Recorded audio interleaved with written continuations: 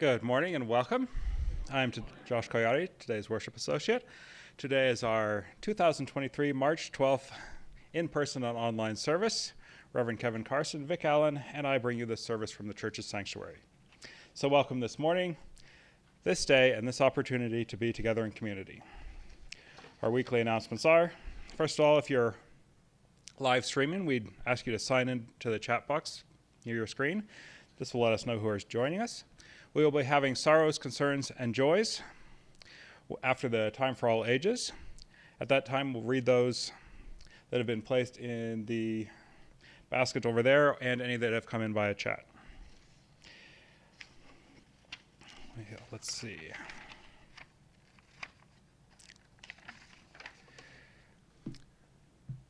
This week we'll be having the UUCIF Philosophical Society on Wednesday, March 15th at 7 o'clock at the church. And we'll be talking about the morality of human and animal relationships. Relations like how we should treat animals in the wild and things like that. We'll have board game night on March 17th, Friday, starting 5:30-ish p.m. in the fellowship hall downstairs. We'll bring pizza and board games and card games, but feel free to bring your own food and games as well. Next Sunday their service will include constructing a spring altar to celebrate the equinox. So everyone is invited to bring a natural object such as a flower, rock, or feather to add. And they'll be placed on the altar, and you can speak out why you chose it if you wish.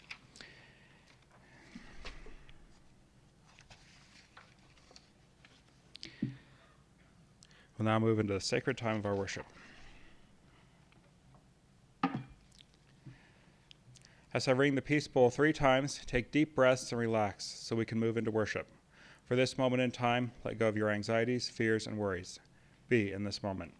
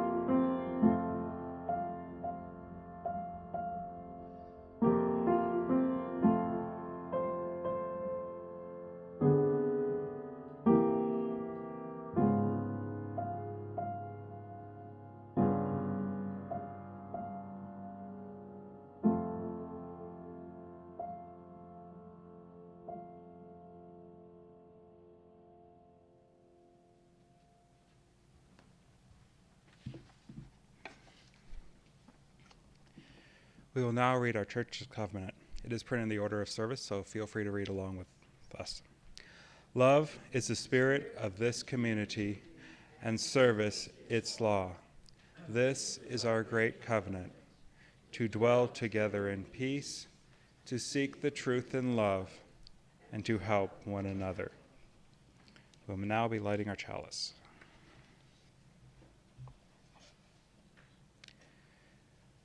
We gather this hour as people of faith, with joys and sorrows, gifts and needs.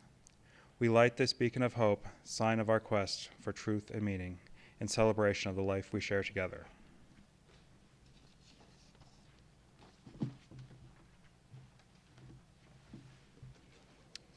Good morning.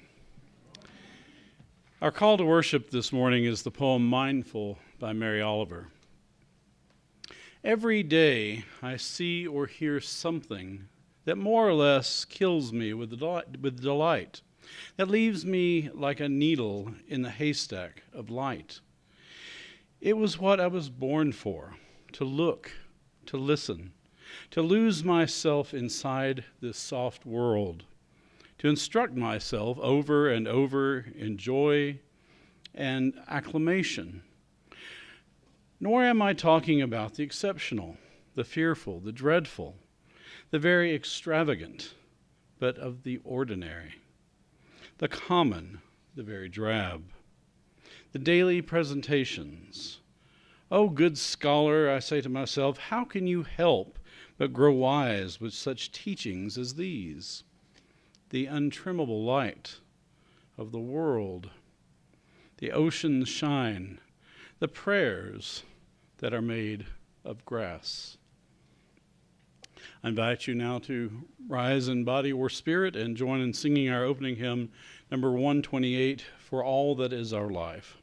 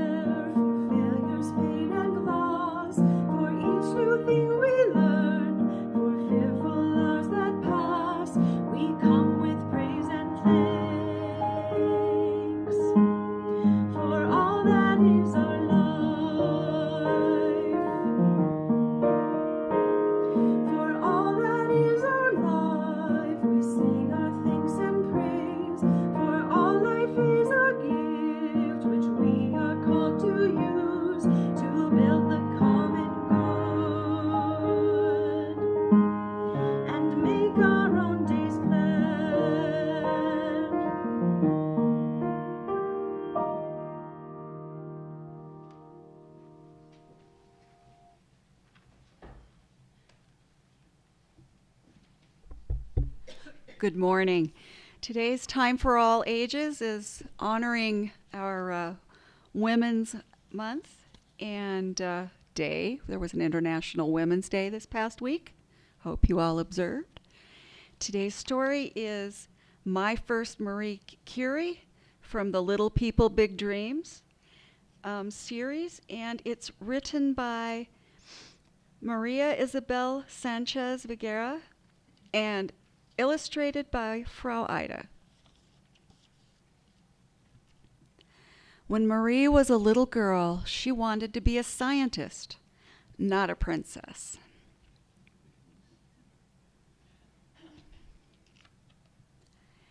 At school, she won a medal for being a good student.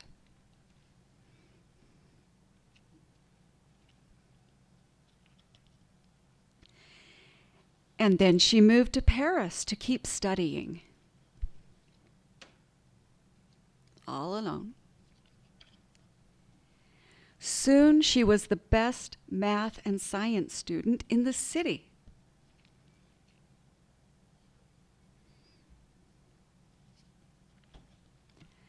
One day, Marie met Pierre, and happily, he loved science just like her. Now there's two. Together, they made two big discoveries, radium and polonium. Hugs. You don't hug radium and polonium. And won a prize for their work. Marie was the first person to receive the Nobel Prize. First woman person. That's why. Happy International Women's Day, Marie. Marie wiped her tears away and worked even harder. She won a second prize.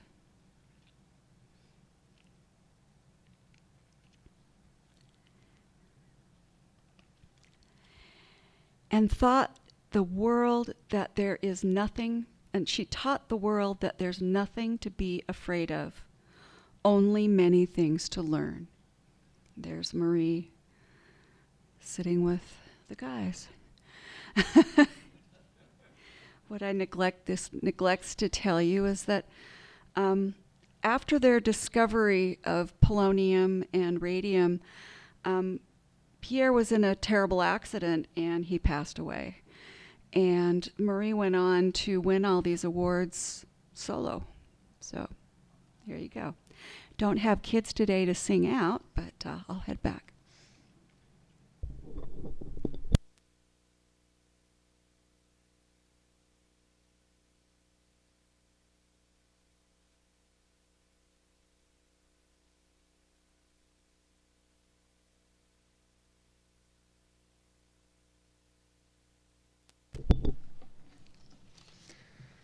This is a special time in our congregation where each of us has an opportunity to share major events in our lives, our joys, our concerns, and our sorrows, so that we can be uplifted by our UU community.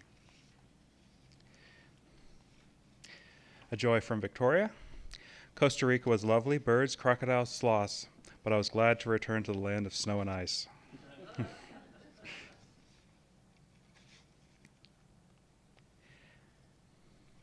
From Molly, a concern for Courtney Higley, who had surgery last week. She had some issues during the surgery, but is fine now. A concern, a candle for all facing illness, weather, and sadness. We light one more candle for all those sorrows, concerns, and joys we hold in our hearts and are not ready to share at this time. Know we lift up our love for you, and we are all in this together.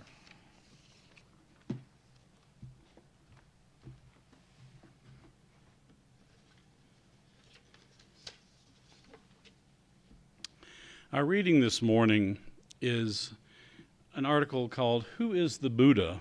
By Rick Fields in Tricycle, the Buddhist Review magazine from the spring 1997 edition. The Buddha, or Siddhartha Gautama, was born around 567 BCE in a small kingdom just below the Himalayan foothills. His father was a chief of the Shakya clan. It is said that 12 years before his birth, the Brahmins prophesied that he would become either a universal monarch or a great sage. To prevent him from becoming an ascetic, his father kept him within the confines of the palace. Gautama grew up in princely luxury, shielded from the outside world, entertained by dancing girls, instructed by Brahmins, and trained in archery, swordsmanship, wrestling, swimming, and running. When he came of age, he married Gopa, who gave birth to a son. He had, as we might say today, everything. And yet, it was not enough. Something as persistent as his own shadow, drew him into the world beyond the castle walls. There in the streets of Kapilavastu, he encountered three simple things: a sick man, an old man, and a corpse being carried to the burning grounds. Nothing in his life of ease had prepared him for this experience. When his charioteer told him all beings are subject to sickness, old age, and death, he could not rest. As he returned to the palace, he passed a wandering ascetic, walking peacefully along the road, wearing the robe and carrying the single bowl of a sadhu. He then resolved to leave the palace in search of the answer to the problem of suffering. After bidding his wife and child a silent farewell without waking them, he rode to the edge of the forest. There he cut his long hair with a sword and exchanged his fine clothes for the simple robes of an ascetic. With these actions, Siddhartha Gautama joined a whole class of men who had dropped out of Indian society to find liberation. There were a variety of methods and teachers, and Gautama investigated many: atheists, materialists, idealists, dialecticians. For 6 years, Siddhartha, along with 5 companions, practiced austerities and concentration. He drove himself mercilessly, eating only a single grain of rice a day, pitting mind against body. His ribs stuck through his wasted flesh, and he seemed more dead than alive. He made the decision to take more substantial food and to abandon asceticism. And then he set off to the Bodhi tree. He spread a mat of kusha grass underneath, crossed his legs, and sat. He sat, having listened to all the teachers, studied all the sacred texts, and tried all the methods. Now there was nothing to rely on, no one to turn to, nowhere to go. He sat solid and unmoving, and determined as a mountain, until finally, after 6 days, his eye opened on the rising morning star, so it is said, and he realized that what he had been looking for had never been lost, neither to him nor to anyone else. Therefore, there was nothing to attain, and no longer any struggle to attain it. Wonder of wonders, he was reported to have said, this very enlightenment is the nature of all beings, and yet they are unhappy for the lack of it. So it was that Siddhartha Gautama woke up at the age of 35 and became the Buddha, the awakened one, known as Shakyamuni, the sage of the Shakyas. An offering to support the mission of this church will now be given and gratefully received.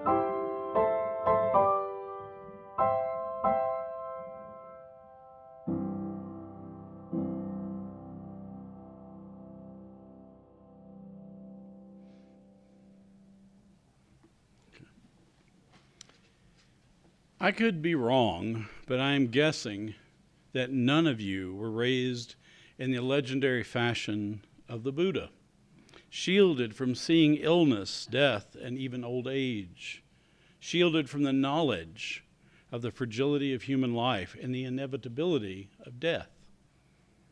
And though the story of the Buddha's early life is almost certainly mythical, it is important to recognize in the story a lesson about the futility of trying to avoid the reality of human mortality. Even the Buddha could not escape learning about the shadow truth of human existence, learning to live and find meaning, haunted by what the 20th century theologian Paul Tillich described as the anxiety of a finite being about the threat of non-being. As Tillich wrote in his now famous book, The Courage to Be, first published in 1952, death stands behind fate and its contingencies, not only in the last moment when one is thrown out of existence, but in every moment within existence. Non-being is omnipresent and produces anxiety, even when an immediate threat of death is absent. As you can guess from the title of the book, Tillich proposed that courage in the face of life's existential anxieties was the effective human response. But before I get into the details of his theology, let me provide a little background on Paul Tillich, who would be on anyone's list of the most influential theologians of the 20th century.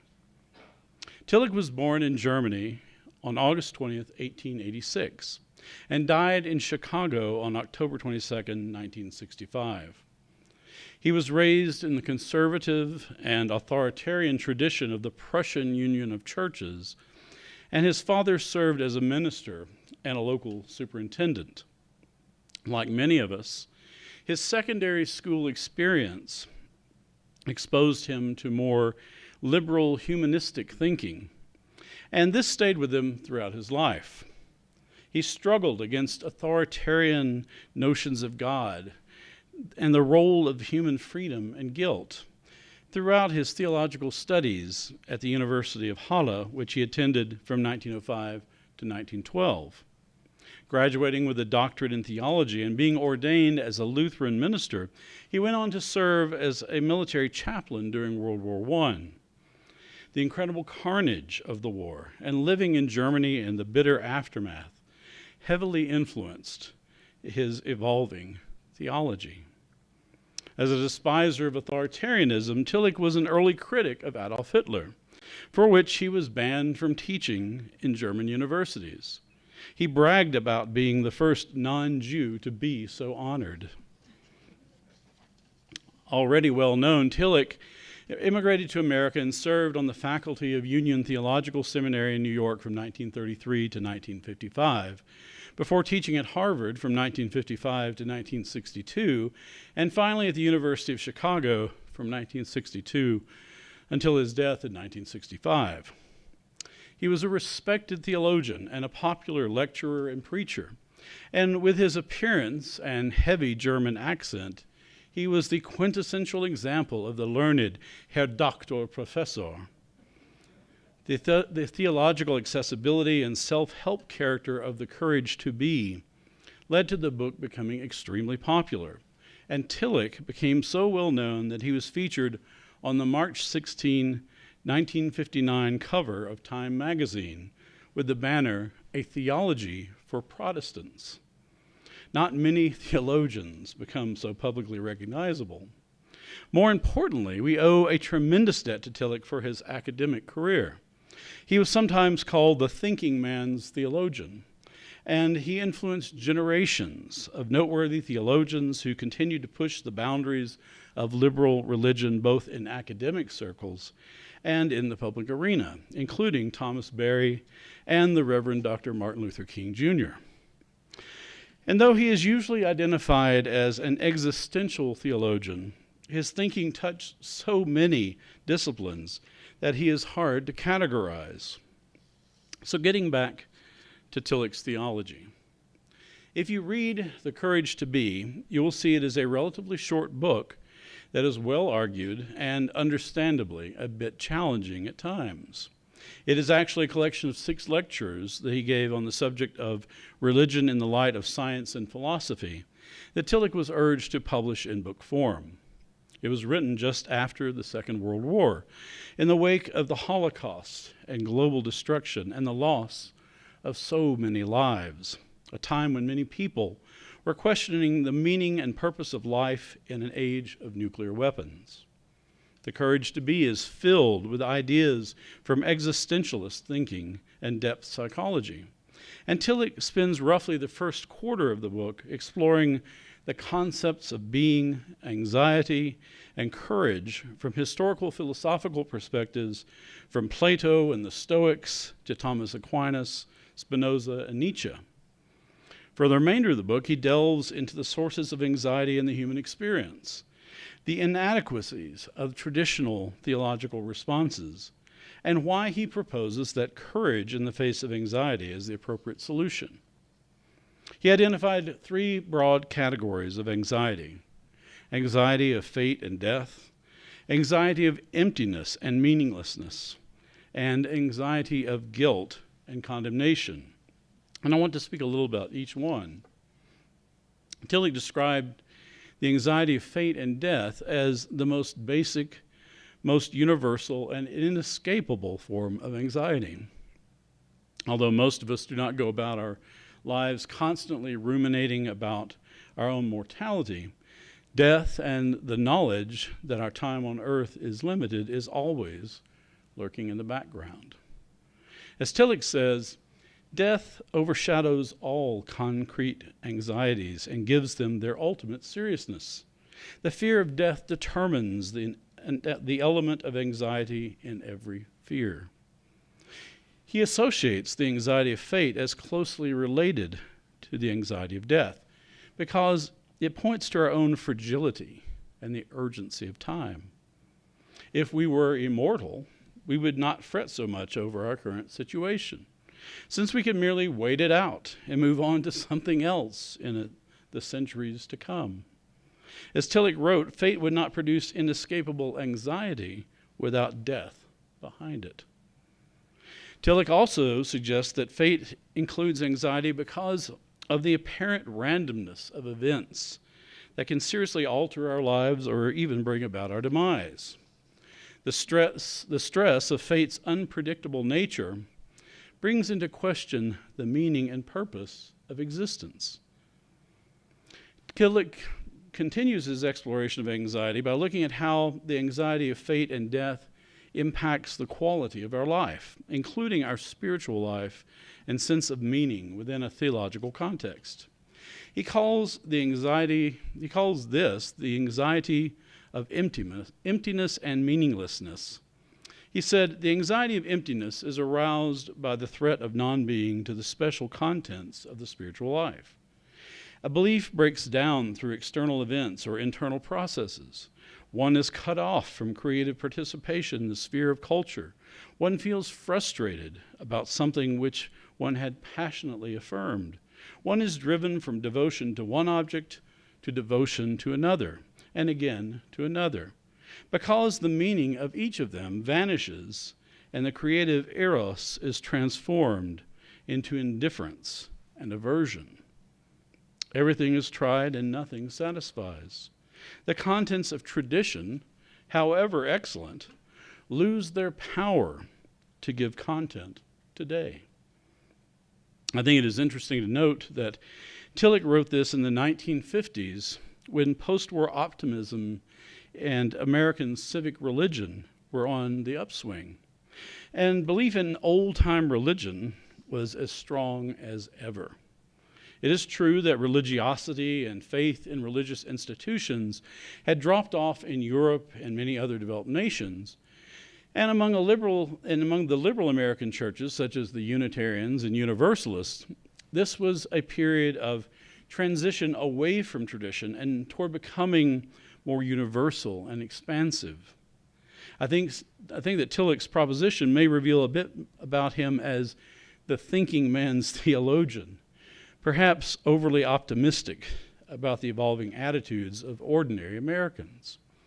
There would be plenty of challenges to traditional Christian theology from so-called death of God theologians and others over the following decades, but for those of us who agree with Tillich that the contents of traditional religion have lost their power to give content today, it is clear this was only partially true. There has been a resurgence of very conservative traditional thinking over the last half century. Rather than moving beyond tradition, a different popular response has been to simply double down on tradition and avow faith in a spiritual universe that denies any of the obvious problems modern science and philosophy have exposed. Tillich's third form of anxiety, the guilt and condemnation that disrupts our efforts at self-affirmation.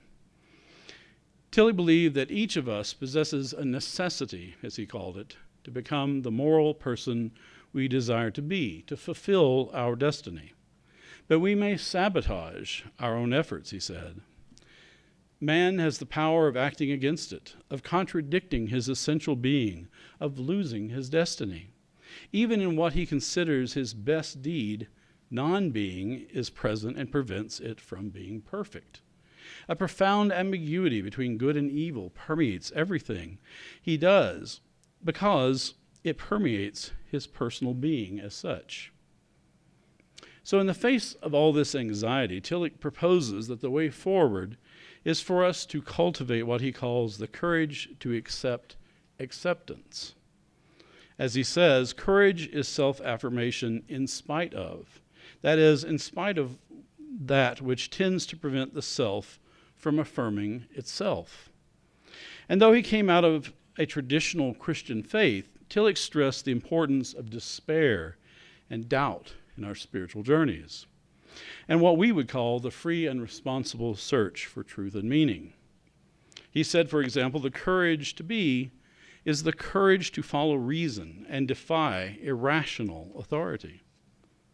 But at the same time, Tillich spoke in mystical language about the religious experience of the divine, or participating in the ground of being, as he called it. He emphasized acceptance in language reminiscent of the Christian belief in divine forgiveness, what he described as the courage to accept oneself as accepted in spite of being unacceptable. Like many of the profound mystical teachers who have emerged through the ages, Tillich's spirituality defied the limitations of a single tradition, and he saw no inherent conflict in his embrace of reason and a mystical understanding of reality. Tillich spoke of having what he called absolute faith that transcends theism as it is usually defined, that is, as a belief in some form of objectively real God.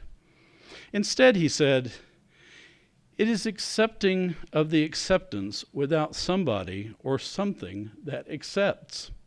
It is the power of being itself that accepts and gives us the courage to be. He goes on to call the ultimate source of the courage to be the God above God. And though he describes the God above God as the object of all mystical longing in both Eastern and Western thought, he says this is not enough because the mystical traditions do not take the embrace of meaninglessness seriously enough. If all this sounds difficult to completely understand, it is because it is. I think Tillich is running up against the limits of spiritual language, even at the mystical extremes. Had Tillich lived a few decades later, I suspect he might have found a home within the so-called non-realist theologians, such as the English theologian Don Cupid, who argued that God is a useful concept that is only symbolically real and has no objectively real existence. The courage to be concludes with the following. The courage to take the anxiety of meaninglessness upon oneself is the boundary line up to which the courage to be can go. Beyond it is mere non-being. Within it, all forms of courage are reestablished in the power of the God above the God of theism.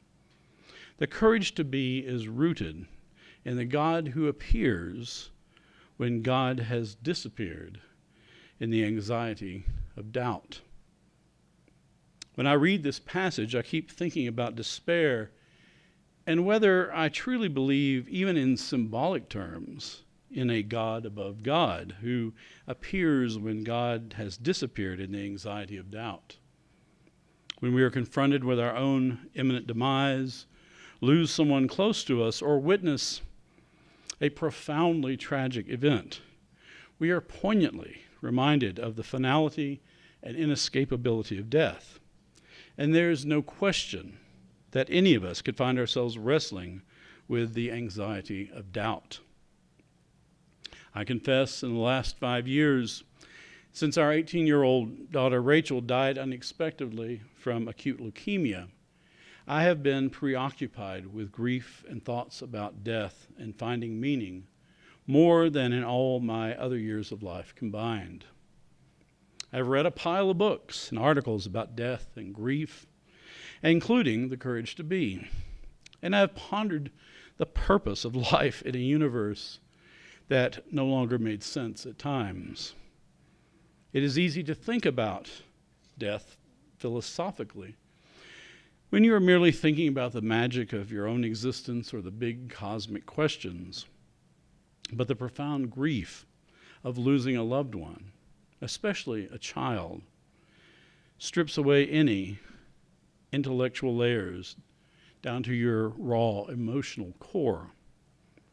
It sometimes feels like there's a gaping hole where my heart used to be. And I have yet to find a philosophical or religious idea that can even begin to truly fill it.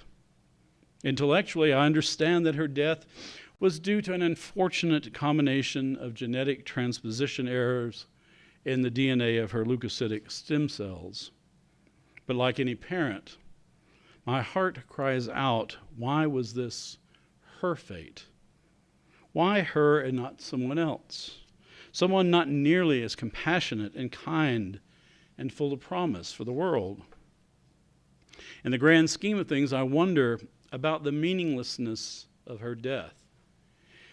And I think Tillich touches on this by suggesting the path forward is to accept this meaninglessness as part of life and to find the courage to live while accepting the despair.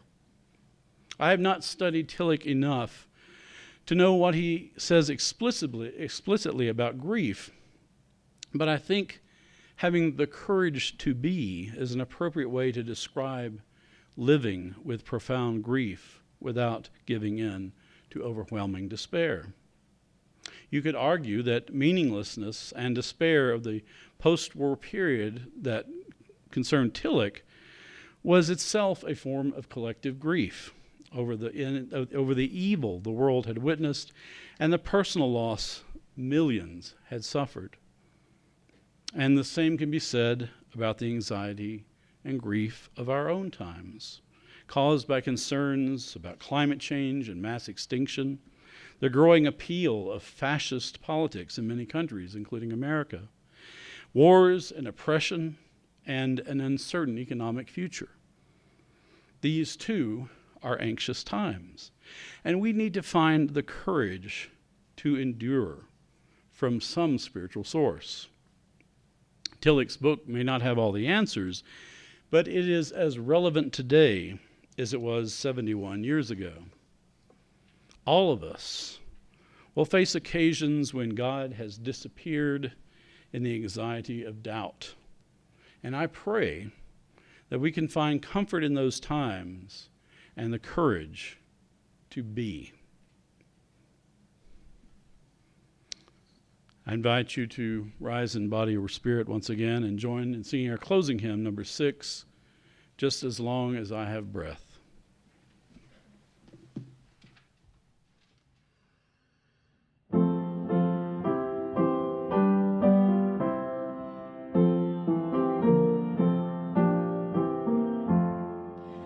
Just as long as I have breath, I must answer yes to life. Though with pain I made my way, still with hope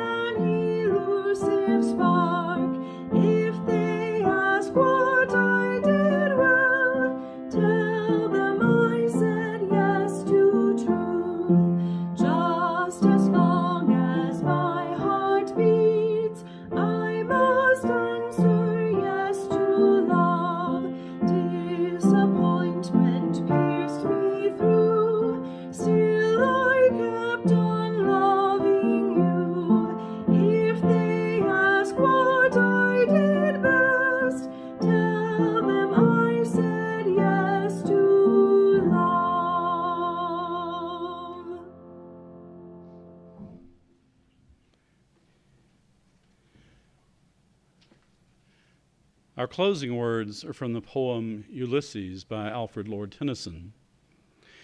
It may be that the gulfs will wash us down. It may be we shall touch the happy isles and see the great Achilles, whom we knew. Though much is taken, much abides. And though we are not now that strength which in old days moved earth and heaven, that which we are, we are. One equal temper of heroic hearts, made weak by time and fate, but strong in will, to strive, to seek, to find, and not to yield.